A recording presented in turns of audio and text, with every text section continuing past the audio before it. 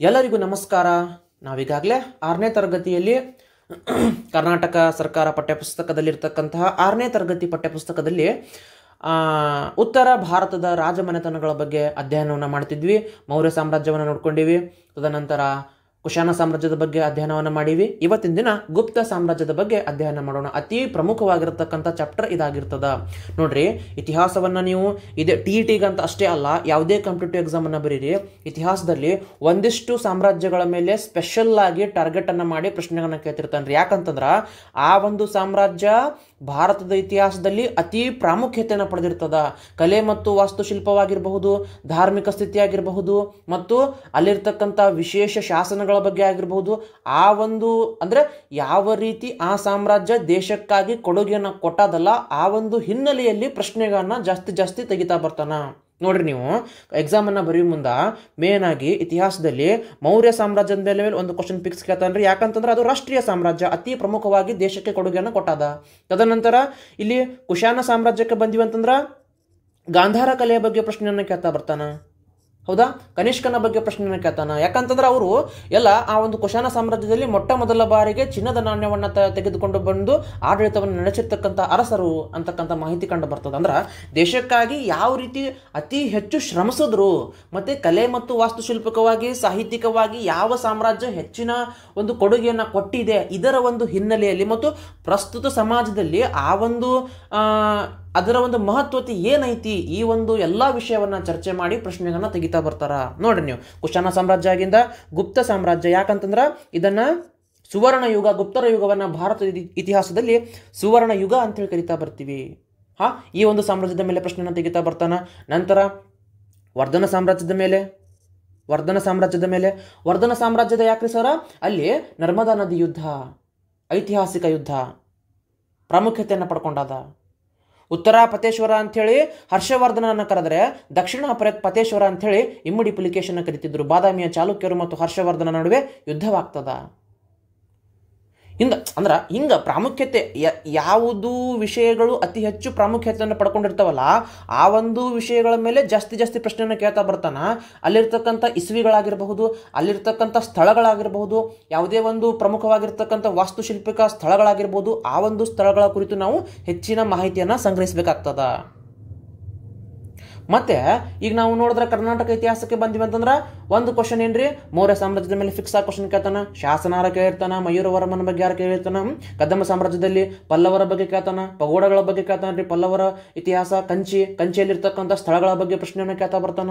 ನಂತರ ಗಂಗರ ಬಗ್ಗೆ ಪ್ರಶ್ನೆಯನ್ನು ಕೇಳ್ತಾನ್ರಿ, ಅವರು ಏನು ದೇವಾಲಯಗಳನ್ನು ಕಟ್ತಾ ಬಂದ್ರು. ನಂತರ ಗಂಗರು ಆಗಿಂದ ಬಾದಾಮಿಯ ಚಾಲುಕ್ಯರ ಮೇಲೆ ಗುಹಾಂತರ ದೇವಾಲಯಗಳ ಬಗ್ಗೆ ಕ್ವಶನ್ ಅನ್ನು ಕೇಳ್ತಾನ. ಅಲ್ಲಿರ್ತಕ್ಕಂಥ ಮತ್ತೆ ಇನ್ನಿತರೆ, ಯಾಕಂದ್ರೆ ದೇವಾಲಯಗಳ ಐಹೊಳೆ ಒಂದು ಪ್ರದೇಶವನ್ನು ಟಾರ್ಗೆಟ್ ಮಾಡಿ ಪ್ರಶ್ನೆಯನ್ನು ಕೇಳ್ತಾ ಬರ್ತಾನೆ. ಸುಮಾರು ಸಲ ಎಕ್ಸಾಮ್ದಾಗ ಕ್ವಶನ್ ಆಗ್ಯದ. ಯಾಕಂದ್ರೆ ಪ್ರಿವಿಯಸ್ ಇಯರ್ ಕ್ವಶನ್ ಪೇಪರ್ಗಳನ್ನ ಯಾರು ಅಧ್ಯಯನ ಮಾಡಿರಲ್ಲ, ನಾನು ಏನು ಹೇಳಾಕತ್ತೀನಿ ಅವ್ರಿಗೆ ಗೊತ್ತಾಗಿರ್ತದೆ ಸದ್ಯಕ್ಕೆ.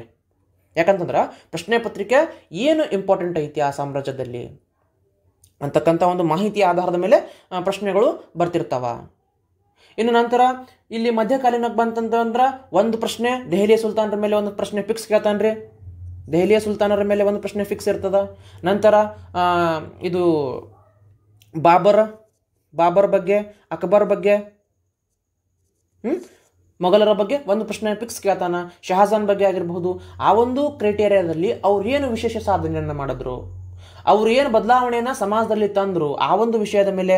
ಆಮೇಲೆ ಸಾಮಾಜಿಕ ಸುಧಾರಣಾ ಚಳುವಳಿ ಬಗ್ಗೆ ಆಗಿರ್ಬೋದು, ಶಂಕರಾಚಾರ್ಯರು, ರಾಮಾನುಜಾಚಾರ್ಯರು, ಮಧ್ವಾಚಾರ್ಯರು, ಬಸವಣ್ಣನವರು, ಈ ಎಲ್ಲ ಮಹಾನ್ ವ್ಯಕ್ತಿಗಳ ಮೇಲೆ ಒಂದಿಷ್ಟು ಪ್ರಶ್ನೆಗಳನ್ನ ಕೇಳ್ತಾ ಬರ್ತಾನ. ತದನಂತರ ಆಧುನಿಕ ಕಾಲಕ್ಕೆ ಬಂದ್ವಿ ಅಂತಂದ್ರೆ ಸ್ವತಂತ್ರ ಚಳುವಳಿಯ ಬಗ್ಗೆ ಆಗಿರಬಹುದು, 1850 ದಂಗೆಯ ಬಗ್ಗೆ ಆಗಿರಬಹುದು, ಚಾರ್ಟರ್ ಆಕ್ಟ್ಗಳ ಬಗ್ಗೆ ಆಗಿರಬಹುದು, ದಂಗೆಗಳ ಬಗ್ಗೆ ಆಗಿರಬಹುದು, ಕ್ರಾಂತಿಕಾರಿಗಳ ಬಗ್ಗೆ ಆಗಿರಬಹುದು, ಮಂದಗಾಮಿಗಳ ಬಗ್ಗೆ ಆಗಿರಬಹುದು. ಈ ರೀತಿ ಅಧ್ಯಯನ ದೃಷ್ಟಿ ನಾವು ಎಲ್ಲ ಮಾಹಿತಿಗಳನ್ನ ಸಂಗ್ರಹಿಸುವುದಕ್ಕಿಂತ ಏನು ಆ ಚಾಪ್ಟರ್ನಲ್ಲಿ ವಿಶೇಷವಾಗಿ ಅದನ್ನು ನಾವು ತಿಳ್ಕೊಂಡ್ರೆ ನಮಗೆ ಮುಂಬರ್ತಕ್ಕಂಥ ಎಕ್ಸಾಮ್ಗಳಲ್ಲಿ ಬಹಳಷ್ಟು ಮಾಹಿತಿಗಳನ್ನ ಸಂಗ್ರಹಿಸಲಿಕ್ಕೆ ಅನುಕೂಲಕರ ಆಗ್ತದೆ. ಬೇಕಾದಂಥ ಎಕ್ಸಾಮ್ ಕೇಳ್ರಿ, ಆರಾಮಾಗಿ ಉತ್ತರವನ್ನು ಹಾಕ್ತೀರಿ. ಹಿಂಗೆ ಅಧ್ಯಯನವನ್ನು ಮಾಡೋ ಮುಂದೆ 360 ಡಿಗ್ರಿ 360 ಡಿಗ್ರಿ ಆ್ಯಂಗಲ್ ಅಂತ ಕರಿತೀವಿ ರೀ. 360 ಡಿಗ್ರಿ ಆ್ಯಂಗಲ್ ಎಲ್ಲ ರೀತಿಯಿಂದ ವಿಚಾರ ಮಾಡಬೇಕು. ಈಗ ಅಶೋಕನ ಬಗ್ಗೆ ಪ್ರಶ್ನೆ ಕೇಳ ಅಂತಂದ್ರೆ ಅಶೋಕನ ಬಗ್ಗೆ ಇರ್ತಕ್ಕಂಥ ಮಾಹಿತಿಯನ್ನು ನಾವು ಸುತ್ತಲೂ ವಿಚಾರ ಮಾಡಿ ಅದನ್ನು ಕಲೆ ಹಾಕೋಬೇಕಾಗ್ತದೆ. ಅವಾಗ ಆರಾಮಾಗಿ ಬೇಕಾದಂಗೆ ಕ್ವಶನ್ ಕೇಳಿ. ಸಾಮಾನ್ಯ ನೋಡ್ರಿ, ಆಬ್ಜೆಕ್ಟಿವ್ ಟೈಪ್ ಆರ ಕ್ವಶನ್ ಕೇಳಿ, ಅಥವಾ ಸರಿ ತಪ್ಪು ಹೇಳಿಕೆ ಆರ ಕ್ವಶನ್ ಕೇಳಿ, ಅಥವಾ ಹೇಳಿಕೆ ಈಗ ಸದ್ಯಕ್ಕೆ ನಡೆದಿರೋದು ಜಾಸ್ತಿ ಹೇಳಿಕೆ ರೂಪದ ಕ್ವಶನ್, ಹೇಗೆ ಸರಿಯಾದ ಕಾರಣ ಆರಾದ್ರೆ ಆರ್ಗೆ ಸರಿಯಾದ ಇಂಥ ಕ್ವಶನ್ಗಳು ಜಾಸ್ತಿ ಕೇಳ್ತಾ ಬರ್ತಾನೆ. ಅದೇ ಸಿಲೆಬಸ್ ನಮಗೆ ಆ ಒಂದು ಕ್ರೈಟೀರಿಯಾ ನಮಗೆ ಕ್ಲಿಯರ್ ಇತ್ತಂತಂದ್ರೆ ಆರಾಮಾಗಿ ಉತ್ತರವನ್ನು ನಾವು ಹಾಕಬಹುದು. ಓಕೆ, ಸುಮ್ಮನೆ ಚರ್ಚೆ ಮಾಡಿದೆ. ಈಗ ನಾವು ಚಾಪ್ಟರ್ ನೋಡ್ತಾ ಬರೋಣ. ಗುಪ್ತ ಸಾಮ್ರಾಜ್ಯ ಭಾರತ ಕಂಡ ಒಂದು ಅಪೂರ್ವ, ಒಂದು ವೈಭವಯುತ ಸಾಮ್ರಾಜ್ಯ ಅಂತ ಹೇಳಿಕ್ಕೆ ತಪ್ಪಾಗಲಿಕ್ಕಿಲ್ಲ. ಅಂದ್ರೆ ಅಷ್ಟೊಂದು ಪ್ರಭಾವಯುತವಾಗಿರ್ತಕ್ಕಂಥ ಸಾಮ್ರಾಜ್ಯ ಅಂತ ಹೇಳಿ ನಾವು ಇದನ್ನು ಕರಿತೀವಿ. ಗುಪ್ತರು ಗುಪ್ತ ವಂಶದ ಸ್ಥಾಪಕ ಅಂಥೇಳಿ ನಾವು ಶ್ರೀಗುಪ್ತನನ್ನು ಕರಿತೀವಿ. ಶ್ರೀಗುಪ್ತ ಗುಪ್ತ ವಂಶದ ಸ್ಥಾಪಕ ಅಂಥೇಳಿ ನಾವು ಶ್ರೀಗುಪ್ತನನ್ನು ಕರಿತೀವಿ. ಈ ಶ್ರೀಗುಪ್ತನ ಮಗ ಘಟೋತ್ಕಚ, ಇದೊಂದು ಕ್ವಶನ್ ಕೇಳ್ರಿ.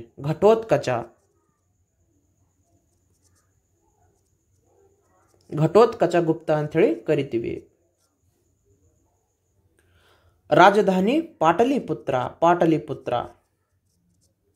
ರಾಜಧಾನಿ ಪಾಟಲಿಪುತ್ರ. ನೋಡ್ರಿ, ಮೌರ್ಯರ ನಂತರ ಸಾಮ್ರಾಜ್ಯವನ್ನ ಕಟ್ಟಿದವರು ಅಂದ್ರೆ ಭಾರತದಲ್ಲಿ ಒಂದು ಒಕ್ಕೂಟ ಸಾಮ್ರಾಜ್ಯವನ್ನ ಕಟ್ಟಿದವರು ಯಾರಂತಂದ್ರೆ ಅದು ಗುಪ್ತರು. ಗುಪ್ತ ವಂಶವು ಭಾರತದ ಮಹತ್ವದ ರಾಜಮನೆತನವಾಗಿದೆ. ಗುಪ್ತರ ರಾಜಧಾನಿ ಪಾಟಲಿಪುತ್ರ. ಈ ವಂಶದಲ್ಲಿ ಸಮುದ್ರಗುಪ್ತ ಮತ್ತು ಎರಡನೇ ಚಂದ್ರಗುಪ್ತ ಇವರ ಬಗ್ಗೆ ಬಹಳಷ್ಟು ಸಲ ಕಾಂಪಿಟೇಟಿವ್ ಎಕ್ಸಾಮ್ದಲ್ಲಿ ಕ್ವಶನ್ಗಳಾಗ್ತಾವೆ. ಮತ್ತೆ ಪದೇ ಕೇಳ್ತಿರ್ತಾನ. ಅವರು ಹೇಳಿಕೆ ರೂಪದಲ್ಲಿ ಯಾರ ಕ್ವಶನ್ ಕೇಳಿರಿ ಅಥವಾ ಡೈರೆಕ್ಟ್ ಆಗಾರ ಕ್ವಶನ್ ಕೇಳಿ ನಮಗೆ ರಿವಿಷನ್ ಮಾಡಿದ್ರೇನ್ರಿ ಹೆಚ್ಚು ನಮಗೆ ನೆನಪುಳಿತದ. ಸಮುದ್ರಗುಪ್ತನ ಬಗ್ಗೆ ನೇರವಾಗಿ ನೋಡೋದಾದ್ರೆ ನೋಡ್ರಿ, ನಮ್ಮ ಆರನೇ ತರಗತಿ ಪಠ್ಯಪುಸ್ತಕದಲ್ಲಿರೋದಕ್ಕಿಂತ ಹೆಚ್ಚಿಗೆ ಚರ್ಚೆ ಮಾಡೋಣ. ಅಂದ್ರೆ ಎಕ್ಸಾಮ್ ಕ್ರೈಟೀರಿಯಾದಲ್ಲಿ ನಮಗೆ ಏನು ಮಾಹಿತಿ ಸಿಗ್ತದಲ್ಲ ಆ ಒಂದು ಯಾವುದೇ ರೀತಿ ಮಾಹಿತಿಯನ್ನು ಬಿಡೋದು ಬೇಡ. ಯಾಕಂತಂದ್ರೆ 10 ಜನ ತರಗತಿಯನ್ನು ನೋಡ್ರಿ, ಅವ್ರಿಗೆ ಅನುಕೂಲಕರ ಆಗಬೇಕು. ಏನಪ್ಪ ಕ್ಲಾಸ್ ನೋಡಿಂದ ಏನೂ ತಿಳಿಲಿಲ್ಲ ಅಂದಂಗಿಲ್ಲ, ಅವರಿಗೆ ಆ ಒಂದು ಚಾಪ್ಟರ್ಗಳ ಬಗ್ಗೆ 100ಕ್ಕೆ 100 ಮಾಹಿತಿ ಸಿಗ್ಲಿಕ್ಕೆ ಅಂದ್ರೂ 50% ಅವ್ರು ತಿಳಿದ್ರೆ ಸಾಕಾಗ್ತದ. ಹೌದಲ್ಲ? ಎಸ್. ಸಮುದ್ರಗುಪ್ತನು ಮಹಾಪರಾಕ್ರಮಿ, ಅವನ ದಿಗ್ವಿಜಯಗಾನ ಕುರಿತು ಅಲಹಾಬಾದ್ ಪ್ರಶ್ನೆಗೆ ಅನ್ರಿ. ಸಮುದ್ರಗುಪ್ತನ ದಿಗ್ವಿಜಯಗಾನ ಕುರಿತು ತಿಳಿಸ್ತಕ್ಕಂತಹ ಒಂದು ಸ್ತಂಭ ಯಾವುದಂತಂದ್ರೆ ಅಲಹಾಬಾದ್ ಸ್ತಂಭ ಶಾಸನ. ಇಂಪಾರ್ಟೆಂಟ್ ಆಗಿರ್ತಕ್ಕಂಥ ಮಾಹಿತಿ, ಸ್ಟಾರ್ ಮಾರ್ಕನ್ನು ಹಾಕ್ತೀನಿ. ಎಸ್. ಈ ಶಾಸನವನ್ನು ಸಮುದ್ರಗುಪ್ತನ ಆಸ್ಥಾನ ಕವಿ ಹರಿಸೇನ ಅಲಹಾಬಾದ್ ಸ್ತಂಭ ಶಾಸನ ಇದು ಮೂಲಾಧಾರ ರೀ. ಈ ಒಂದು ಗುಪ್ತ ಸಾಮ್ರಾಜ್ಯವನ್ನು ತಿಳ್ಕೊಳ್ಳಿಕ್ಕೆ ನಮಗೆ ಇದೊಂದು ಮೂಲಾಧಾರವಾಗ್ತದ. ಇನ್ನೊಂದಿಷ್ಟು ಮೂಲಾಧಾರಗಳು, ಗುಪ್ತ ಸಾಮ್ರಾಜ್ಯವನ್ನು ತಿಳ್ಕೊಳ್ಳಿಕ್ಕೆ ಇನ್ನೊಂದಿಷ್ಟು ಮೂಲಾಧಾರಗಳದಾವು. ಸರ್ ಯಾವ್ರಿ ಅಂತಂದ್ರೆ ಕಾಳಿದಾಸನ ಕೃತಿಗಳಾಗಿರಬಹುದು, ಆಮೇಲೆ ವಿಶಾಖದತ್ತ ಅಂತಕ್ಕಂಥವ್ರು ಬರೆದಂತಹ ವಿಶಾಖದತ್ತನ ಮುದ್ರಾ ರಾಕ್ಷಸ ಮತ್ತು ದೇವಿ ಚಂದ್ರಗುಪ್ತಂ ಕೃತಿ ಆಗಿರಬಹುದು. ಆಮೇಲೆ ಪಾಹಿಯಾನ್ ಅಂತಕ್ಕಂಥ ಒಬ್ಬ ಏನ್ರಿ ಪ್ರವಾಸಿಗ ಅವರ ಬರವಣಿಗೆಗಳಾಗಿರಬಹುದು. ಈ ಒಂದು ಗುಪ್ತರ ಯುಗವನ್ನು ಅಧ್ಯಯನ ಮಾಡಲಿಕ್ಕೆ ನಮಗೆ ಮೂಲಾಧಾರಗಳಾಗ್ತವ. ಅದರಂತೆ ಸಮುದ್ರಗುಪ್ತ ಉತ್ತರ ಭಾರತದ 9 ರಾಜರನ್ನ ಸೋಲಿಸ್ತಾನೆ. ಆತ ದಿಗ್ವಿಜಯವನ್ನು ಕೈಗೊಳ್ತಾನ್ರಿ. ಸಮುದ್ರಗುಪ್ತ ಭಾರತಾದ್ಯಂತ ದಿಗ್ವಿಜಯವನ್ನು ಕೈಗೊಳ್ತಾನ. ಆತ ಉತ್ತರ ಭಾರತದ 9 ರಾಜರನ್ನ ಸೋಲಿಸ್ತಾನೆ. 9 ಜನ ರಾಜರನ್ನ ಸೋಲಿಸ್ತಾನೆ. ಅವನ ಪ್ರಚಂಡ ಸೈನಿಕ ಶಕ್ತಿಯನ್ನು ಅರಿತು ಅಲ್ಲಿಯ ಇನ್ನಿತರೆ ರಾಜರು ತಾನಾಗಿಯೇ ಅವನಿಗೆ ಶರಣಾಗ್ತಾರೆ. ಅಷ್ಟೊಂದು ಪ್ರಭಾವಶಾಲಿಯಾಗಿರ್ತಕ್ಕಂತಹ ದೊರೆ ಯಾರು ಅಂತಂದ್ರೆ ಇಲ್ಲಿ ಸಮುದ್ರಗುಪ್ತ ಆಗ್ತಾನ. ದೂರದ ಅಫ್ಘಾನಿಸ್ತಾನದ ಕುಶಾನ ದೊರೆಗಳು, ಗುಜರಾತಿನ ಸತ್ರಪರರು ಸಮುದ್ರಗುಪ್ತನ ಪರಮಾಧಿಕಾರವನ್ನು ಸ್ವೀಕರಿಸ್ತಾರೆ. ಸಮುದ್ರಗುಪ್ತನ ಪರಮಾಧಿಕಾರವನ್ನು ಅವರು ಸ್ವೀಕರಿಸ್ತಾ ಬರ್ತಾರೆ. ನಂತರ ದಕ್ಷಿಣ ಭಾರತದ ದಂಡಯಾತ್ರೆಯನ್ನು ಕೈಗೊಂಡಿರ್ತಕ್ಕಂತಹ ಸಮುದ್ರಗುಪ್ತನು ದಕ್ಷಿಣದ 12 ಮಂದಿ ರಾಜರನ್ನ ನೆನ್ಪಿಟ್ಟುಕೋರಿ. ಬಹಳ ಸಲ ಎಕ್ಸಾಮ್ದ ಕ್ವಶನ್ ಆಗ್ಯಾನ. ಉತ್ತರ ಭಾರತದ 9 ಜನ ಅರಸರನ್ನು ಸೋಲಿಸ್ತಾನೆ. ದಕ್ಷಿಣ ಭಾರತದ ದಂಡಯಾತ್ರೆಯನ್ನು ಕೈಗೊಂಡಾಗ 12 ಮಂದಿ ರಾಜರನ್ನ ಸೋಲಿಸ್ತಾನೆ. ಅವರಲ್ಲಿ ಕಂಚಿಯ ರಾಜನು ಒಬ್ಬನು. ಈ ದಂಡಯಾತ್ರೆ ನೆನಪಿಗಾಗಿ ಅಶ್ವಮೇಧ ಯಾಗವನ್ನ ಕೈಗೊಳ್ಳತಕ್ಕಂತಹ ಅರಸ ಯಾರಂತಂದ್ರ ಅದು ಸಮುದ್ರಗುಪ್ತ. ಸರ ಪರ್ಟಿಕ್ಯುಲರ್ ಆಗಿ ಆ ರಾಜರ ಹೆಸರನ್ನು ನಾನು ನಿಮ್ಗೆ ಹೇಳ್ಕೊಡ್ತೀನಿ. ಅಂದ್ರೆ ಉತ್ತರ ಭಾರತದ 9 ಜನ ರಾಜರು ಯಾರು, ದಕ್ಷಿಣ ಭಾರತದ 12 ಜನ ರಾಜರು ಯಾರು ಅಂತ ಹೇಳಿ ನಾನು ನಿಮ್ಗೆ ಪರ್ಟಿಕ್ಯುಲರ್ ಆಗಿ ಹೇಳ್ಬಿಡ್ತೀನಿ. ಯಾಕಂದ್ರೆ ಕೆಲವೊಂದ್ಸಲ ಕೇಳಿದ್ರು, ಡೆಪ್ತ್ ಆಗಿ ಕೇಳಿದ್ರು, ಕೇಳಿ ಆರಾಮಾಗಿ ನಿಮ್ಗೆ ಉತ್ತರವನ್ನು ಹಾಕ್ಲಿಕ್ಕೆ ಅನುಕೂಲಕರ ಆಗ್ತದ. ಎಸ್, ನೋಡೋಣ. ನೋಡ್ರಿ, ಸಮುದ್ರಗುಪ್ತ ಕೈಗೊಂಡಿರ್ತಕ್ಕಂಥ ಉತ್ತರ ಭಾರತದ ದಂಡಯಾತ್ರೆಯಲ್ಲಿ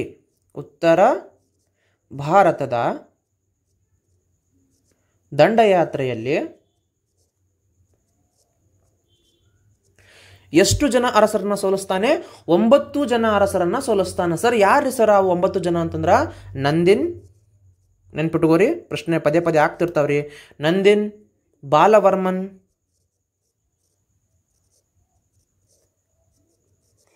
ನಂದಿನ್, ಬಾಲವರ್ಮನ್, ಚಂದ್ರವರ್ಮನ್.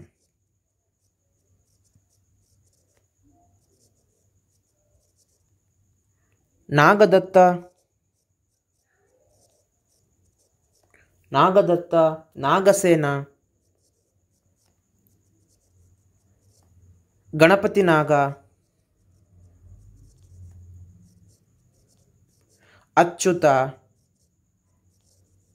ಅಚ್ಯುತ, ಮಾತಿಲ ಮತ್ತು ರುದ್ರದೇವ. ರುದ್ರದೇವ 1 2 3 4 5 6 7 8 9. ಉತ್ತರದ ದಂಡಯಾತ್ರೆಯಲ್ಲಿ 9 ಜನ ಅರಸರು ಯಾರಂತಂದ್ರೆ ನಂದಿನ್, ಬಾಲವರ್ಮನ್, ಚಂದ್ರವರ್ಮನ್, ನಾಗದತ್ತ, ನಾಗಸೇನ, ಗಣಪತಿ ನಾಗ, ಅಚ್ಯುತ, ಮಾತಿಲ ಮತ್ತು ರುದ್ರದೇವ. 1-2-3 ಸಲ ರಿವಿಷನ್ ಆದ್ರೆ ತಾನೇ ನೆನಪು ಆಗ್ತದ, ತಾನೇ ನೆನಪು ಉಳಿತದ. ಇನ್ನು ದಕ್ಷಿಣ ಭಾರತದ ದಂಡಯಾತ್ರೆಗೆ ಬಂದ್ರ, ದಕ್ಷಿಣ ಭಾರತದ ದಂಡಯಾತ್ರೆಯಲ್ಲಿ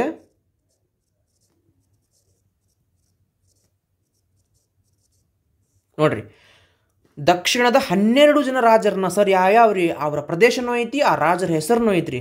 ಕೋಸಲದ ಮಹೇಂದ್ರ, ಕೋಸಲದ ಮಹೇಂದ್ರ.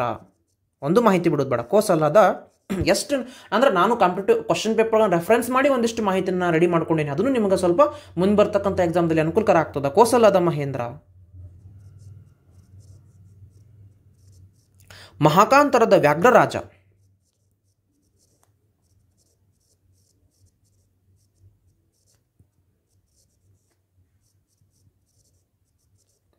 ಕೌರಲದ ವೆಂಕಟರಾಜ,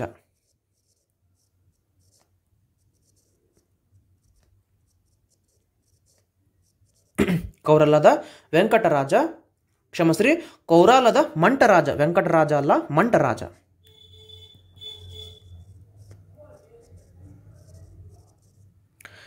ಪಿಸ್ತಪುರದ ಮಹೇಂದ್ರ,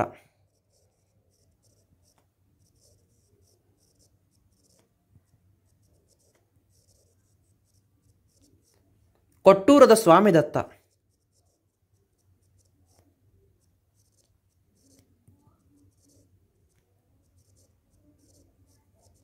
ಕೊಟ್ಟೂರದ ಸ್ವಾಮಿದತ್ತ. ಯರಾಂಡಪಲ್ಲಿಯ ದಮನ,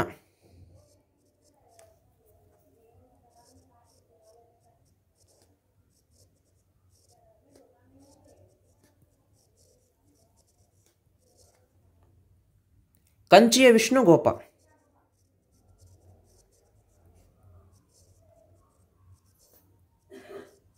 ಕಂಚಿಯ ವಿಷ್ಣುಗೋಪ.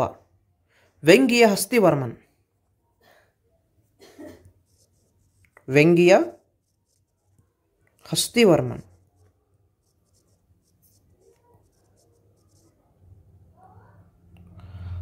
ಅವಮುಕ್ತದ ನೀಲರಾಜ. ಕ್ವಶನ್ ಆಗ್ಯಾದ್ರಿ ಇದು. ಅವಮುಕ್ತದ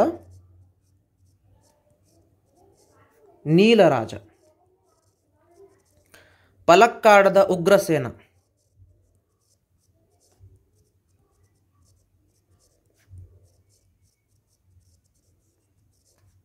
ದೇವರಾಷ್ಟ್ರದ ಕುಬೇರ,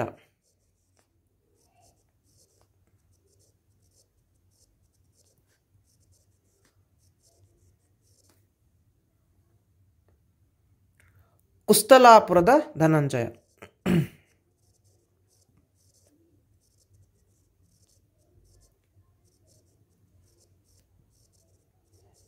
ನೋಡ್ರಿ, 1 2 3 4 5 6 7 8 9 10 11 12 12 ಜನ ದಕ್ಷಿಣದ ರಾಜರು.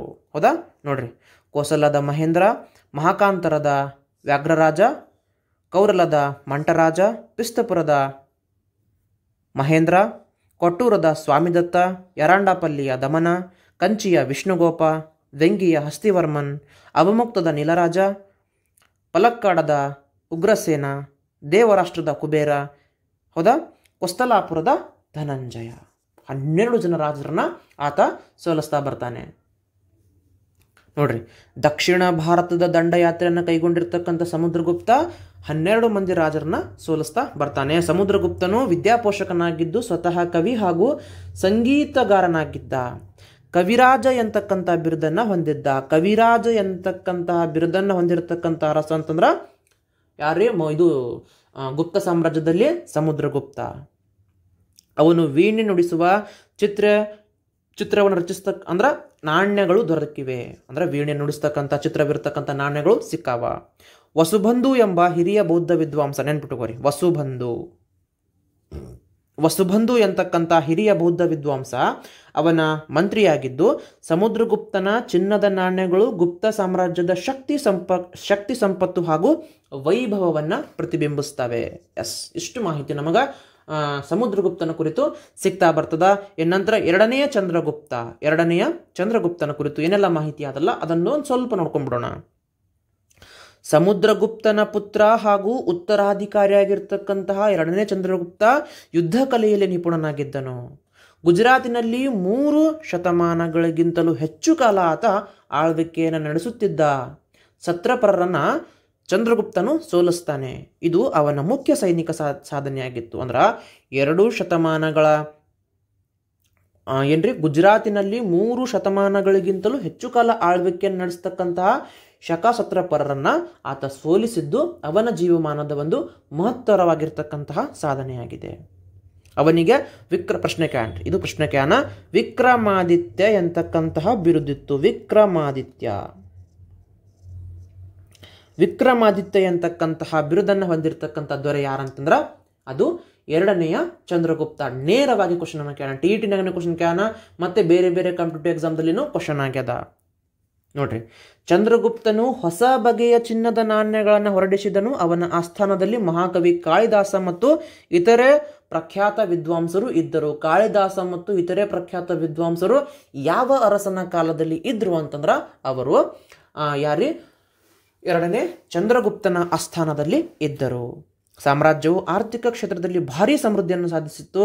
ಸಾಹಿತ್ಯ, ಮೂರ್ತಿಶಿಲ್ಪ, ವಾಸ್ತುಶಿಲ್ಪ, ಚಿತ್ರಕಲೆ, ವಿಜ್ಞಾನ ಸಾಧನೆಗಳಾದವು. ಗಣಿತ ಕ್ಷೇತ್ರದಲ್ಲಿ ಎಂದೆಂದೂ ಕಾಣದ ಸಾಧನೆಗಳು ಇಲ್ಲಿ ನಡೀತಾವ. ಇಲ್ಲಿ ಪಾಹಿಯಾನ್ ಕುರಿತು ಒಂದಿಷ್ಟು ಮಾಹಿತಿ. ಪಾಹಿಯಾನ್ ಚೀನಾ ದೇಶದ ಬೌದ್ಧ ಭಿಕ್ಷು. ಬೌದ್ಧ ಧರ್ಮದ ತವರನ್ನು ನೋಡಬೇಕೆಂಬ ಹಂಬಲದಿಂದ ಪ್ರಯಾಸಪಟ್ಟು ಭಾರತಕ್ಕೆ ಬಂದನು. ಅದು ಎರಡನೇ ಚಂದ್ರಗುಪ್ತನ ಆಳ್ವಿಕೆಯ ಕಾಲವಾಗಿತ್ತು. ಅಂತಂದ್ರೆ ಪಾಹಿಯಾನ್ ಯಾರ ಆಳ್ವಿಕೆಯ ಕಾಲದಲ್ಲಿ ಭಾರತಕ್ಕೆ ಬರ್ತಾನ್ರಿ? ಪಾಹಿಯಾನ್ ಎರಡನೇ ಚಂದ್ರಗುಪ್ತನ ಆಳ್ವಿಕೆ ಕಾಲಕ್ಕೆ ಬರ್ತಾನ. ಕ್ವಶನ್ ಆಗ್ಯದ. ಪಾಹಿಯಾನ್ ತನ್ನ ಕೃತಿ ಗೋಖೋಕಿ, ಪಾಹಿಯಾನ್ ರಚಿಸಿರ್ತಕ್ಕಂಥ ಕೃತಿ ಯಾವುದು? ಗೋಖೋಕಿಯಲ್ಲಿ ತನ್ನ ಎಲ್ಲ ಒಂದು ಅನುಭವವನ್ನ ದಾಖಲಿಸಿದ್ದಾನೆ. ಅವನ ಪ್ರಕಾರ ಗುಪ್ತ ಸಾಮ್ರಾಜ್ಯದಲ್ಲಿ ಅಪರಾಧಗಳು ಅಪರೂಪ. ನೋಡ್ರಿ ಎಷ್ಟು ಚೆನ್ನಾಗಿ ವರ್ಣಿಸೋಣ. ಗುಪ್ತ ಸಾಮ್ರಾಜ್ಯದಲ್ಲಿ ಅಪರಾಧಗಳು ಅಪರೂಪವಾಗಿದ್ದವು. ಆಡಳಿತ ಜನಪರವಾಗಿತ್ತು. ಅಂದ್ರೆ ಜನರಿಗೆ ಮೆಚ್ಚಿಸ್ತಕ್ಕಂತಹ ಆಡಳಿತ ಅಲ್ಲಿ ನಡೆದಿತ್ತು. ದೇಶದ ಸಂಚಾರ ಸುಗಮವಾಗಿತ್ತು. ಅಂದ್ರೆ ಆ ಒಂದು ಸಾಮ್ರಾಜ್ಯದ ಕುರಿತು ಪಾಹಿಯಾನ್ ಈ ರೀತಿಯಾಗಿರ್ತಕ್ಕಂಥ ಹೇಳಿಕೆಯನ್ನ ಕೊಡ್ತಾನ. ಪಾಹಿಯಾನ್ ಭಾರತದಲ್ಲಿ ಅನೇಕ ವರ್ಷಗಳ ಕಾಲ ಪ್ರವಾಸವನ್ನ ಮಾಡಿ ಬೌದ್ಧ ಕ್ಷೇತ್ರಗಳನ್ನ ಸಂದರ್ಶನವನ್ನ ಮಾಡ್ತಾನ. ಹಲವು ಬೌದ್ಧ ಧರ್ಮ ಗ್ರಂಥಗಳೊಂದಿಗೆ ತನ್ನ ದೇಶಕ್ಕೆ ಹಿಂದಿರುಗ್ತಾನ. ಅವುಗಳನ್ನ ಚೀನಿ ಭಾಷೆಗೆ ಭಾಷಾಂತರವನ್ನ ಮಾಡ್ತಾನೆ. ಗುಪ್ತರ ಕೊಡುಗೆಗಳು. ಗುಪ್ತರ ಕಾಲವನ್ನ ಸುವರ್ಣ ಯುಗ ಅಂತ ಹೇಳಿ ಕರಿತಾ ಬರ್ತೀವಿ. ಸುವರ್ಣ ಯುಗ. ನೋಡ್ರಿ, ಸಂಸ್ಕೃತ ಸಾಹಿತ್ಯ. ಗುಪ್ತರ ಕಾಲದಲ್ಲಿ ರಾಜಾಶ್ರಯದಿಂದ ಸಂಸ್ಕೃತ ಸಾಹಿತ್ಯವು ಸಮೃದ್ಧವಾಗಿ ಬೆಳೀತದ. ಕಾಳಿದಾಸನು ಗುಪ್ತರ ಕಾಲದ ಮಹಾಕವಿ. ಈತನು ಜಗತ್ತಿನ ಶ್ರೇಷ್ಠ ನಾಟಕಕಾರರಲ್ಲಿ ಒಬ್ಬನಾಗಿದ್ದಾನೆ. ಎರಡನೇ ಚಂದ್ರಗುಪ್ತನ ಆಸ್ಥಾನವನ್ನು ಅಲಂಕರಿಸಿದ 9 ಮಂದಿ ಸದಸ್ಯರಲ್ಲಿ 9 ಮಂದಿ ನವರತ್ನರಲ್ಲಿ ಈತನು ಒಬ್ಬನಾಗಿದ್ದನು. ನವರತ್ನರಲ್ಲಿ ಕಾಳಿದಾಸನು ಒಬ್ಬನಾಗಿದ್ದನು. ಕಾಳಿದಾಸನು 4 ಕಾವ್ಯಗಳು ಮತ್ತು 3 ನಾಟಕಗಳನ್ನು ರಚಿಸಿದ್ದಾನೆ. ಅಭಿಜ್ಞಾನ ಶಾಕುಂತಲ ಅವನ ಶ್ರೇಷ್ಠ ನಾಟಕ. ಅಭಿಜ್ಞಾನ ಶಾಕುಂತಲ ಅವನ ಒಂದು ಪ್ರಮುಖವಾಗಿರ್ತಕ್ಕಂಥ ನಾಟಕವಾಗಿದೆ. ಅವನನ್ನ ಕವಿ ಕುಲಗುರು. ನೋಡ್ರಿ ಬಿರುದು ಹೆಂಗಾದ, ಕವಿ ಕುಲಗುರು. ವಾವ್. ಅನಂತದಿಂದ ಸಂತೋಷದಿಂದ ಏನೇ ಓದ್ರಿ ಆರಾಮ್ ಕೂಲ್ ಆಗಿ ಓದ್ಕೋತ ಹೋಗ್ಬೇಕು. ಕವಿ ಕುಲ ಗುರು ಎಂಬುದಾಗಿ ಪ್ರಶಂಸೆ ಮಾಡಲಾಗಿದೆ. ಎಷ್ಟು ಚೆನ್ನಾಗೈತೆ ನೋಡ್ರಿ ಮಾಹಿತಿ. ಗುಪ್ತರ ಕಾಲವನ್ನು ಅಧ್ಯಯನ ಮಾಡೋದೇ ಒಂದು ರೋಮಾಂಚನ. ಯಾಕಂದ್ರೆ ಅವರ ಕಾಲದಲ್ಲಿ ಅಷ್ಟೊಂದು ಸಮೃದ್ಧವಾಗಿರ್ತಕ್ಕಂತಹ ಸಾಹಿತ್ಯ ದೊರಕ್ತದ. ಗಣಿತ ಕ್ಷೇತ್ರದಲ್ಲಿ, ವಿಜ್ಞಾನ ಕ್ಷೇತ್ರದಲ್ಲಿ ಸಾಧನೆಗಳಾಗ್ತಾ ಬರ್ತಾವ. ಮೃಚ್ಛಕಟಿಕ ಶೂದ್ರಕನು ಪ್ರಶ್ನೆ ಆಗ್ಯಾದ್ರಿ, ಹೊಂದಿಸಿ ಬರೆಯಿರಿ ರೂಪದಾಗ ಈ ಒಂದು ಸಾಮ್ರಾಜ್ಯದ ಮೇಲೆ ಜಾಸ್ತಿ ಕ್ವಶನ್ ಆಗ್ಯಾವ. ಶೂದ್ರಕನ ಮೃಚ್ಛಕಟಿಕ ಇಂಪಾರ್ಟೆಂಟ್, ಮೃಚ್ಛಕಟಿಕ. ಆಮೇಲೆ ವಿಶಾಖದತ್ತನ ಮುದ್ರಾ ರಾಕ್ಷಸ ಪ್ರಶ್ನೆ ಆಗ್ಯಾದ್ರಿ, ಹೊಂದಿಸಿ ಬರೀರಿ ಕೇಳ್ತಾನ್ರಿ, ಜೋಡಿಸ್ರಿ ಅಂತ ಪ್ರಶ್ನೆ ಕೇಳ್ತಾ ಬರ್ತಾನ. ವಿಶಾಖದತ್ತನ ಮುದ್ರಾ ರಾಕ್ಷಸ, ಶೂದ್ರಕನ ಮೃಚ್ಛಕಟಿಕ ಆ ಕಾಲದ ಪ್ರಸಿದ್ಧ ನಾಟಕಕಾರರು. ಹೌದಾ? ಎಸ್. ಶೂದ್ರಕ ಬರೆದಿರ್ತಕ್ಕಂಥ ಮೃಚ್ಛಕಟಿಕ ಕೃತಿ, ವಿಶಾಖದತ್ತ ಬರೆದಿರ್ತಕ್ಕಂಥ ಮುದ್ರಾ ರಾಕ್ಷಸ ಕೃತಿ. ಅವರು ಆ ಕಾಲದ ಪ್ರಸಿದ್ಧ ನಾಟಕಕಾರರು ಇಬ್ರು. ವಿಷ್ಣು ಶರ್ಮನ ಪಂಚತಂತ್ರ, ಇದನ್ನು ಕ್ವಶನ್ ಆಗ್ಯದ. ವಿಷ್ಣು ಶರ್ಮನ ಪಂಚತಂತ್ರ ಎಂಬ ಕಥಾ ಸಂಗ್ರಹವು ಇದೇ ಕಾಲಕ್ಕೆ ಸೇರಿದೆ. ಅಮರಕೋಶ, ಅಮರಸಿಂಹ ಬರೆದಿರ್ತಕ್ಕಂಥ ಅಮರಕೋಶ ನೋಡ್ರಿ ಎಷ್ಟು ಚೆನ್ನಾಗದವಲ್ಲ ಎಂಬ ಶಬ್ದಕೋಶ ಒಂದು ಅಪರೂಪದ ಕೃತಿ, ಅದು ಇಂದಿಗೂ ಬಳಕೆಯಲ್ಲಿದೆ. ಇಲ್ಲಿ ದೇವಾಲಯ ವಾಸ್ತುಶಿಲ್ಪದ ಬಗ್ಗೆ ಬಂದರೆ, ನಮ್ಮ ದೇಶದಲ್ಲಿ ದೇವಾಲಯ ನಿರ್ಮಾಣದ ವಾಸ್ತು ಆರಂಭಗೊಂಡಿದ್ದು ಗುಪ್ತರ ಕಾಲದಲ್ಲಿ. ನೋಡ್ರಿ, ದೇವಾಲಯ ನಿರ್ಮಾಣದ ಕಲೆ ಆರಂಭಗೊಂಡಿದ್ದು ಗುಪ್ತರ ಕಾಲದಲ್ಲಿ ಭಾರತ ದೇಶದಲ್ಲಿ. ಮಧ್ಯಪ್ರದೇಶದ ಸಾಂಚಿ ದೇವಾಲಯವು ಭಾರತದ ಪ್ರಾಚೀನ ದೇವಾಲಯವಾಗಿದೆ. ಯಾವ ದೇವಾಲಯ ರೀ? ಸಾಂಚಿ ದೇವಾಲಯ. ಮಧ್ಯಪ್ರದೇಶದ ಸಾಂಚಿ ದೇವಾಲಯ ಆ ಒಂದು ಕಾಲದ ಪ್ರಸಿದ್ಧವಾಗಿರ್ತಕ್ಕಂಥ ದೇವಾಲಯವಾಗಿದೆ. ಗುಪ್ತರ ಇತರ ದೇವಾಲಯಗಳು ಮಧ್ಯಪ್ರದೇಶದ ಬಿತರ್ಗಾಂವ್ ಮತ್ತು ದೇವಗಢದಲ್ಲಿ ಅದಾವ. ಪ್ರಶ್ನೆ ಕೇಳ್ತಿರ್ತಾನೆ, ನೆನ್ಬಿಟ್ಟುಕೋರಿ. ದೇವಗಢದ ದಶಾವತಾರ ದೇವಾಲಯದಲ್ಲಿರ್ತಕ್ಕಂಥ ವಿಷ್ಣುವಿನ ಮೂರ್ತಿ ಶಿಲ್ಪ ಅತಿ ಸುಂದರವಾಗಿದೆ. ಸ್ತೂಪ ಮತ್ತು ಚೈತ್ಯಾಲಯಗಳು, ಗುಪ್ತರ ಕಾಲದಲ್ಲಿ ಸ್ತೂಪ ಮತ್ತು ಚೈತ್ಯಾಲಯಗಳು ನಿರ್ಮಾಣವಾಗ್ತಾ ಬರ್ತಾವ. ಸಾರಾನಾಥದಲ್ಲಿರ್ತಕ್ಕಂಥ 128 ಅಡಿ ಎತ್ತರದ ಧಮೇಕ್ ಸ್ತೂಪವು ಗುಪ್ತರ ಕಾಲದ ಅನುಪಮ ನಿರ್ಮಾಣವಾಗಿದೆ. ನೋಡ್ರಿ, ಎಲ್ಲಿ ಕಂಡು ಬರ್ತದ್ರಿ? ಸಾರಾನಾಥದ ಧಮೇಕ್ 128 ಅಡಿ ಎತ್ತರವಾಗಿದೆ. ಚಿತ್ರಕಲೆಗೆ ಬಂದ್ರೆ, ಗುಪ್ತರ ಕಾಲದಲ್ಲಿ ಬಂಡೆಯನ್ನು ಕೊರೆದು ಮಾಡಿರ್ತಕ್ಕಂಥ ಬೌದ್ಧ ವಿಹಾರ ಮತ್ತು ಗುಹಾಲಯಗಳು ಅಜಂತ ಮತ್ತು ಎಲ್ಲೋರಾದಲ್ಲಿ ಇವೆ. ಅಜಂತಾದ ಗುಹಾಲಯಗಳಲ್ಲಿ ಗೋಡೆ ಮತ್ತು ಛಾವಣಿಗಳ ಮೇಲಿನ ಚಿತ್ರಗಳು ಜಗದ್ವಿಖ್ಯಾತಿಯಾಗಿವೆ. ಅಜಂತಾದ ಗೋಡೆಗಳಲ್ಲಿ ಗುಪ್ತರ ಕಾಲದ ಚಿತ್ರಕಲೆಗೆ ಸಂಬಂಧಪಟ್ಟಿರ್ತಕ್ಕಂಥ ಮಾಹಿತಿಗಳು ದೊರೀತಾವ. ಪ್ರಮುಖವಾಗಿ ನಾವು ನೆನ್ಪಿಟ್ಕೊಳ್ತಕ್ಕಂಥ ಮಾಹಿತಿ. ಇನ್ನು ಮೇನ್ ಈ ಚಾಪ್ಟರ್ ಅಂತಂದ್ರೆ ವಿಜ್ಞಾನ, ಗಣಿತ, ಖಗೋಳಶಾಸ್ತ್ರ, ಇದು ಮಾಹಿತಿ ನಮಗ ಇಲ್ಲಿ ಬಹಳ ಮುಖ್ಯವಾಗ್ತದ. ಆರ್ಯಭಟ. ಗುಪ್ತರ ಕಾಲದಲ್ಲಿ ವಿಜ್ಞಾನ ಮತ್ತು ತಂತ್ರಜ್ಞಾನವು ಅಪಾರ ಪ್ರಗತಿಯನ್ನು ಸಾಧಿಸಿತ್ತು. ಪಾಟಲಿಪುತ್ರದ ಆರ್ಯಭಟನು ಗುಪ್ತ ಯುಗದ ಮಹಾನ್ ಗಣಿತಶಾಸ್ತ್ರಜ್ಞ. ಈತನ ಕೃತಿ ಆರ್ಯಭಟೀಯ. ಆರ್ಯಭಟನು ಗ್ರಹಗಳ ಕಾರಣವನ್ನ ಕಂಡು ಹಿಡಿದನಲ್ಲದೆ ಬೀಜಗಣಿತ ಮತ್ತು ತ್ರಿಕೋನಮಿತಿಗೆ ಮಹತ್ತರವಾಗಿರ್ತಕ್ಕಂಥ ಕೊಡುಗೆಯನ್ನು ನೀಡಿದವನು. ಅವನು ಇಷ್ಟೊಂದು ಸಾಧನೆ ಮಾಡಿದ್ದು ಕೇವಲ 23 ವರ್ಷದವನಾಗಿದ್ದಾಗಲೇ. ನೋಡ್ರಿ ಹೆಂಗೈತಿ ಮಾಹಿತಿ. ಆರ್ಯಭಟ ಒಬ್ಬ ಶ್ರೇಷ್ಠ ಗಣಿತಶಾಸ್ತ್ರಜ್ಞ. ಆತ ಬರೆದಿರ್ತಕ್ಕಂಥ ಕೃತಿ ಆರ್ಯಭಟೀಯ. ಅವನು ತ್ರಿಕೋನಮಿತಿಗೆ ಸಂಬಂಧಪಟ್ಟಂತೆ, ಗ್ರಹಗಳಿಗೆ ಸಂಬಂಧಪಟ್ಟಂತೆ ಅವಾಗನೇ ಮಾಹಿತಿಯನ್ನು ಕೊಟ್ಟಿರ್ತಕ್ಕಂಥ ಒಬ್ಬ ಶ್ರೇಷ್ಠ ಸಾಧಕ. ಅವ ಎಲ್ಲ ಅಷ್ಟು ಕೊಡುಗೆಯನ್ನು ಕೊಟ್ಟಿದ್ದು ಕೇವಲ 23 ವಯಸ್ಸಿದ್ದಾಗಲೇ. ನಾವೆಲ್ಲ 23 ವಯಸ್ಸಿದ್ದಾಗ ಏನು ಮಾಡ್ತೀವಿ ಅನ್ನೋದೇ ನಮಗೆ ಗೊತ್ತಿರಲ್ಲ. ಹಂಗೆ ಒಂದು ಸಬ್ಜೆಕ್ಟನ್ನು ಓದು ಮುಂದೆ ಅದರಿಂದ ನಾವು ಮೋಟಿವೇಟ್ ಆಗಬೇಕು. ಸುಮ್ಮನೆ ಎಕ್ಸಾಮ್ ಪರ್ಪಸ್ದಾಗಿ ಅಂತರೂ ಆಲ್ಮೋಸ್ಟ್ ಎಲ್ಲರೂ ಓದ್ತಾರೆ. ಬಟ್ ಕೆಲವೊಂದಿಷ್ಟು ಮಾಹಿತಿ, ಒಂದಿಷ್ಟು ವಾಕ್ಯಗಳು ಇಡೀ ನಮ್ಮ ಜೀವನವನ್ನು ಬದಲಿಸ್ಬಿಡ್ತಾವ, ಪರಿವರ್ತನೆಯನ್ನು ತಂದು ಕೊಡ್ತಾವ. ಬ್ರಹ್ಮಗುಪ್ತ ಆ ಕಾಲದ ಮತ್ತೊಬ್ಬ ಗಣಿತ ವಿದ್ವಾಂಸ.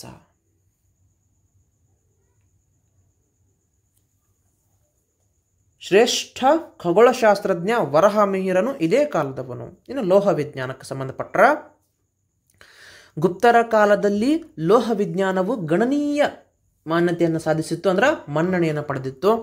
ದೆಹಲಿಯ ಕುತುಬ್ ಮಿನಾರ್ ಸಮೀಪವಿರ್ತಕ್ಕಂಥ ಮೆಹರೌಲಿ ಕಬ್ಬಿಣ ಕಂಬವು ಪ್ರತಿಯೊಂದು ಎಕ್ಸಾಮ್ದಾಗ, ಇದೇ ಎಕ್ಸಾಮ್ದಾಗ ಈ ಪ್ಯಾರಾಗ್ರಾಫ್ನಾಗ ಕ್ವಶನ್ ಬಂದಿಲ್ಲ ಅಂತಿಲ್ಲ, ಎಲ್ಲ ಎಕ್ಸಾಮ್ದಾಗೂ ಇದು ಕ್ವಶನ್ ಆಗ್ಯಾದ್ರಿ.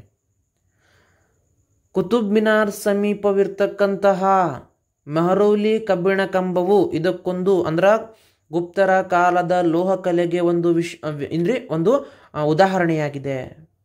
ಈ ಕಂಬವು 1500 ವರ್ಷಗಳಷ್ಟು ಹಳೆಯದಾದರೂ ಅದಕ್ಕೆ ತುಕ್ಕು ಹಿಡಿದಿಲ್ಲ, ಸ್ವಲ್ಪವೂ ಸವೆದಿಲ್ಲ.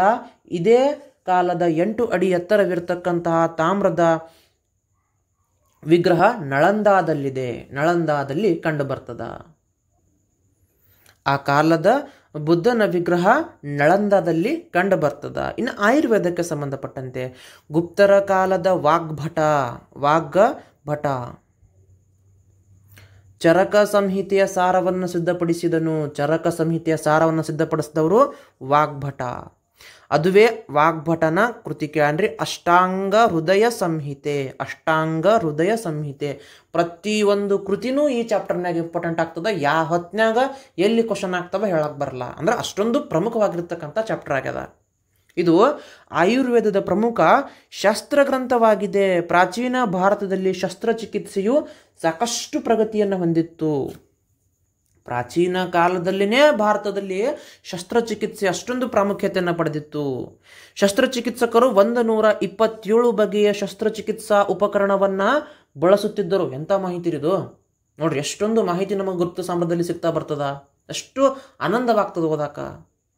127 ಬಗೆಯ ಶಸ್ತ್ರಚಿಕಿತ್ಸಾ ಉಪಕರಣವನ್ನು ಅವಾಗ ಬಳಸ್ತಿದ್ರಂಥವ್ರು. ದೇಹದೊಳಗೆ ಸೇರಿಕೊಂಡ ಕಬ್ಬಿಣ ಮತ್ತು ಕಲ್ಲುಗಳನ್ನು ಹೊರತೆಗೆಯುತ್ತಿದ್ದರು. ವಾವ್. ಪಾದರಸವನ್ನು ಔಷಧಿಯಾಗಿ ಮೊದಲ ಬಾರಿಗೆ ಬಳಕೆಗೆ ತಂದಂತಹ ಕೀರ್ತಿ ಭಾರತೀಯ ವೈದ್ಯರಿಗೆ ಸಲ್ಲುತ್ತದೆ. ಪಾದರಸ, ಮರ್ಕ್ಯೂರಿ ಅಂತ ಕರಿತಾ ಬರ್ತೀವಿ. ನೋಡ್ರಿ ಹೆಂಗೈತಿ ಮಾಹಿತಿ. ಈ ಒಂದು ಚಾಪ್ಟರ್ ಬಗ್ಗೆ ಎಷ್ಟು ಮಾಹಿತಿ ಅಂತಂದ್ರೆ ಅಷ್ಟೊಂದು ಮಾಹಿತಿ ಇಲ್ಲಿ ಸಿಗ್ತಾ ಬರ್ತದ. ನೋಡ್ರಿ ಇಲ್ಲಿ ಹೊಸ ಪದಗಳು. ಖಗೋಳಶಾಸ್ತ್ರ ಅಂತಂದ್ರೆ ಗ್ರಹ, ನಕ್ಷತ್ರ ಮೊದಲಾದ ಆಕಾಶ ಕಾಯಗಳನ್ನು ಕುರಿತು ಅಧ್ಯಯನ ಮಾಡ್ತಕ್ಕಂಥ ವಿಜ್ಞಾನವನ್ನ ಖಗೋಳಶಾಸ್ತ್ರ ಅಂತ ಕರಿತೀವಿ. ಇಂಥವೆಲ್ಲ ಮಾಹಿತಿ ಗೌರ್ಮೆಂಟ್ ಬುಕ್ ಬಿಟ್ಟು ಎಲ್ಲೂ ಸಿಗಂಗಿಲ್ಲ. ನಿಮಗಿದು ತಿಳಿದಿರಲಿ, ಇದು ಅನಾಹುತ ಮಾಹಿತಿ. ಇಲ್ಲಿ ಅಂತಂದ್ರು ಒಂದೊಂದು ಪಾಯಿಂಟ್ ಬುಲೆಟ್ ಇದ್ದಂಗೆ ಇರ್ತಾವೆ. ನೋಡ್ರಿ, ಗುಪ್ತ ವಂಶವು ಸುಮಾರು 1600 ವರ್ಷಗಳಷ್ಟು ಹಿಂದೆ ಸ್ಥಾಪನೆಗೊಂಡು 2 ಶತಮಾನಗಳಿಗಿಂತಲೂ ಹೆಚ್ಚು ಕಾಲ ಆಳ್ವಿಕೆ ಮಾಡಿತು. 1600 ಮಾಹಿತಿ ಹೆಂಗೆ ಕೊಟ್ಟ ನೋಡ್ರಿ. 1600 ವರ್ಷಗಳಷ್ಟು ಹಿಂದೆ ಸ್ಥಾಪನೆಯಾಗಿ ಎಷ್ಟು ವರ್ಷಗಳ ಕಾಲ ಅಂತಂದ್ರೆ 2 ಶತಮಾನಗಳಿಗಿಂತಲೂ ಹೆಚ್ಚು ಕಾಲ ದೇಶಕ್ಕೆ ಆಳ್ವಿಕೆಯನ್ನ ಕೊಟ್ಟಿತು. ಕಾಳಿದಾಸನ ನಾಟಕಗಳು ಇದೇ ಎಕ್ಸಾಮ್ದಾಗ ಕ್ವಶನ್ ಆಗಿಲ್ಲ ಅಂತಿಲ್ಲ. ಕನ್ನಡದಾಗ ಕ್ವಶನ್ ಆಗ್ತದ, GK ಕ್ವಶನ್ ಆಗ್ತದ, ಇತಿಹಾಸದಲ್ಲಿ ಕ್ವಶನ್ ಆಗ್ತದ, ಸಮಾಜ ವಿಜ್ಞಾನದಲ್ಲಿ ಕ್ವಶನ್ ಆಗ್ತದ.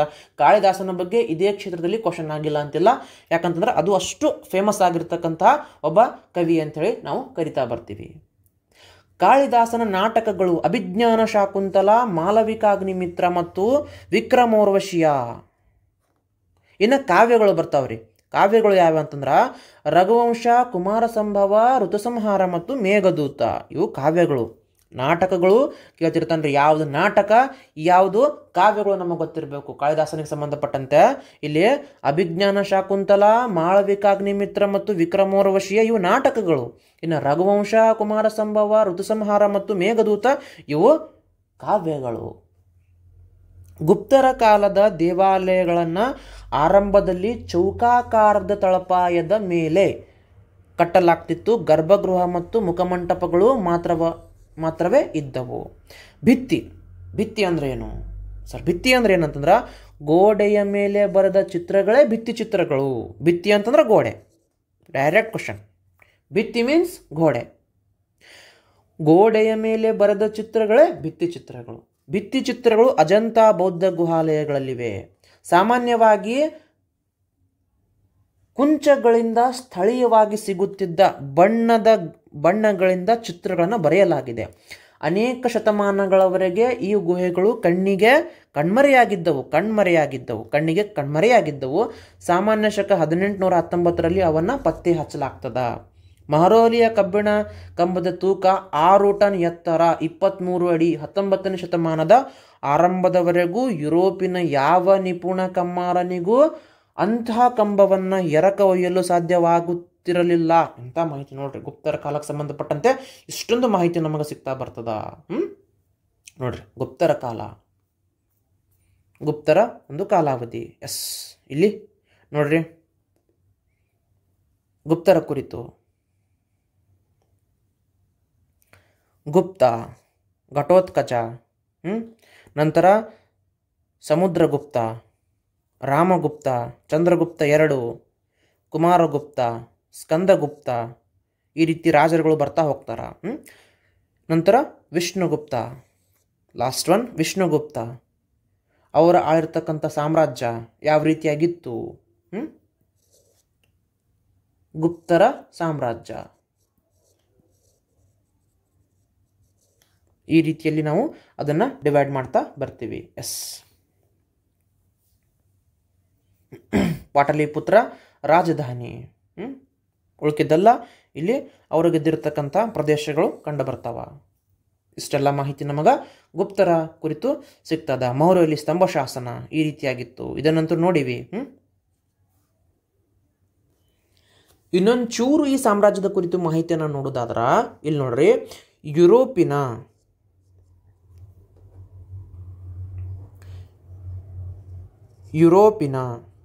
ಬರಹಗಾರರು ಇವರ ಕಾಲವನ್ನು ಗ್ರೀಸ್ನ ಪೆರಿಕ್ಲಸ್, ರೋಮ್ನ ಅಗಸ್ಟ್ ಸೀಸರ್,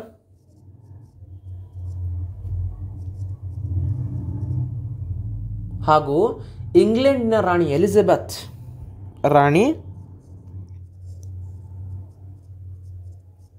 ಎಲಿಜಬೆತ್ನ ಕಾಲಕ್ಕೆ ಗುಪ್ತ ಸಾಮ್ರಾಜ್ಯವನ್ನು ಹೋಲಿಸಿದ್ದಾರೆ. ಇವರ ಕಾಲದಲ್ಲಿ ನೋಡ್ರಿ, ಧರ್ಮ ಆಗಿರಬಹುದು, ಶಿಕ್ಷಣ ಆಗಿರಬಹುದು, ಸಾಹಿತ್ಯ, ಕಲೆ, ವಾಸ್ತುಶಿಲ್ಪ, ವಿಜ್ಞಾನ, ತಂತ್ರಜ್ಞಾನ ಎಲ್ಲ ಕ್ಷೇತ್ರಗಳಲ್ಲಿ ಏನಾಗ್ತದ್ರಿ, ಇಲ್ಲಿ ಅಭಿವೃದ್ಧಿ ಆಗ್ತದ. ಹೌದಾ? ಇದೇ ಒಂದು ಕಾರಣಕ್ಕಾಗಿ ಇವರ ಒಂದು ಕಾಲವನ್ನು ಸುವರ್ಣ ಯುಗ ಅಂಥೇಳಿ ನಾವು ನೋಡ್ತಾ ಬರ್ತೀವಿ. ಮೇನ್ ಇವ್ರ ಕಾಲದಲ್ಲಿ ಸಾಹಿತ್ಯ, ಆ ಸಾಹಿತ್ಯ ಕೃತಿಗಳು ಬಹಳ ಮುಖ್ಯವಾಗ್ತಾವ್ರಿ. ನೋಡ್ರಿ, 2ನೇ ಚಂದ್ರಗುಪ್ತನ ಕಾಲದಲ್ಲಿ ನವರತ್ನರಿದ್ದರು ಅಂತ ಹೇಳಿ ನಮ್ಗೆ ಗೊತ್ತಾಗ್ತದ.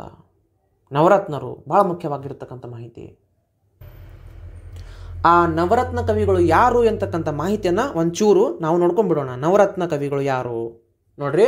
First one Kalidasa.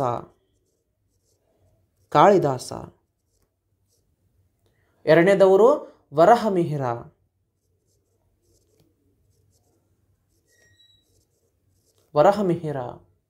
ಘಟಕರ್ಪರ,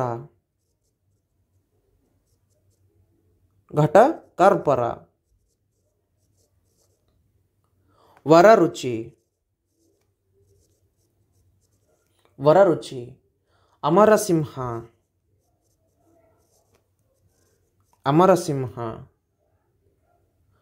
ಧನ್ವಂತ್ರಿ,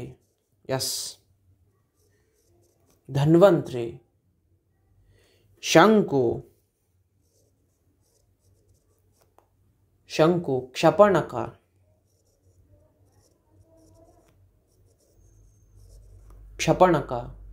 ವೇತಾಲ ಭಟ್ಟ.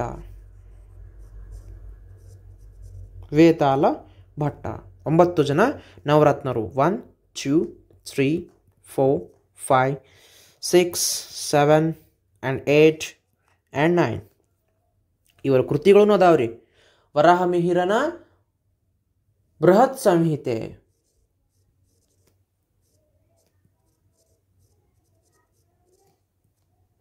ಘಟಕರ್ಪರನ ಘಟಕರ್ಪರ ಕಾವ್ಯ,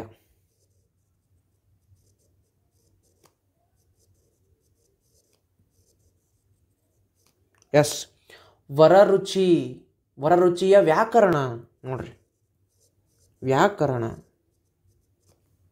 ವರರುಚಿಯ ವ್ಯಾಕರಣ. ಅಮರಸಿಂಹನ ಅಮರಕೋಶ.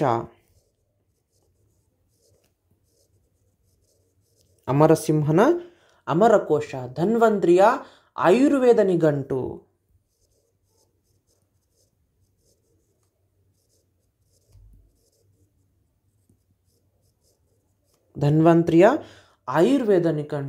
ಶಂಕುವಿನ ಶಿಲ್ಪಶಾಸ್ತ್ರ. ಕ್ವಶನ್ ಹಾಕಿದ್ರಿ, ಶಿಲ್ಪಶಾಸ್ತ್ರ.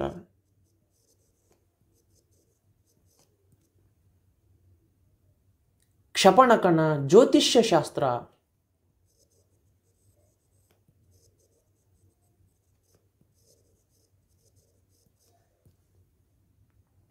ವೇತಾಲ ಭಟ್ಟನ ಮಂತ್ರಶಾಸ್ತ್ರ.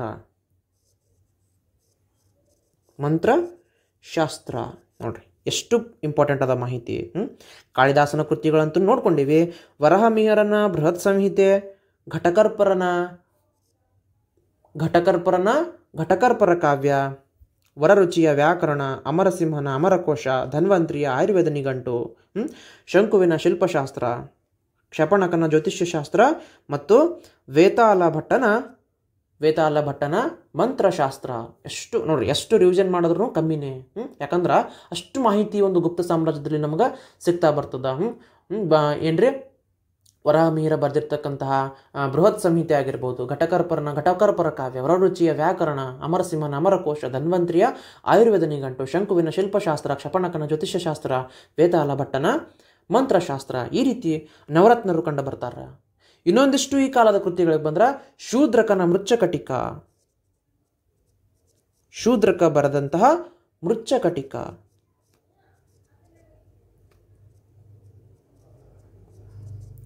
ಭಾರವಿಯ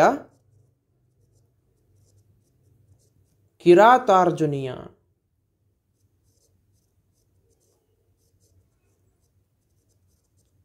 ಕಿರಾತಾರ್ಜುನಿಯಂ, ದಂಡಿಯ ಕಾವ್ಯದರ್ಶ,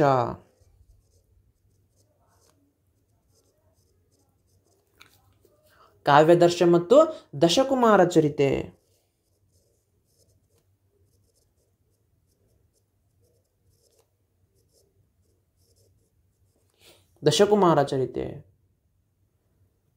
ವಿಷ್ಣು ಶರ್ಮನ ಪಂಚತಂತ್ರ,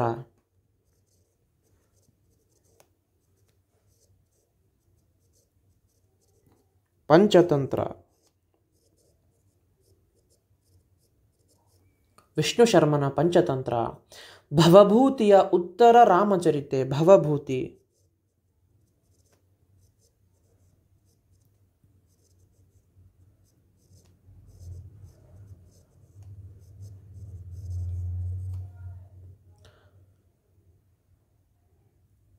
ಇಷ್ಟು ನೋಡ್ರಿ ಎಷ್ಟೆಷ್ಟು ಪ್ರಮುಖವಾಗಿರ್ತಕ್ಕಂಥ ಮಾಹಿತಿಯಲ್ಲಿ ನಮಗೆ ಕಂಡು ಬರ್ತಾವ. ನೋಡ್ರಿ 9 ಜನ ಕವಿಗಳಲ್ಲಿ ವರಾಹಮಿಹಿರ, ಘಟಕರ್ಪರ, ವರರುಚಿ, ಅಮರಸಿಂಹ, ಧನ್ವಂತ್ರಿ, ಶಂಕು, ಕ್ಷಪನಕ, ವೇತಾಲ ಭಟ್ಟ.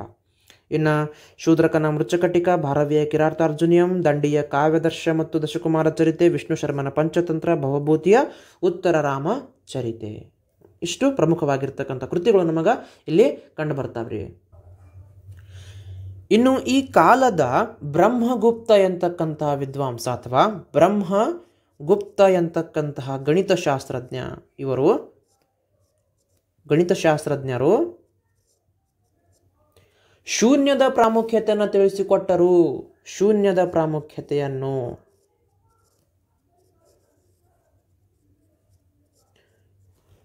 ಪ್ರಾಮುಖ್ಯತೆಯನ್ನು ತಿಳಿಸಿಕೊಂಡಿರ್ತಕ್ಕಂತಹ ಗಣಿತಶಾಸ್ತ್ರಜ್ಞ ಯಾರಂತಂದ್ರ ಬ್ರಹ್ಮಗುಪ್ತ.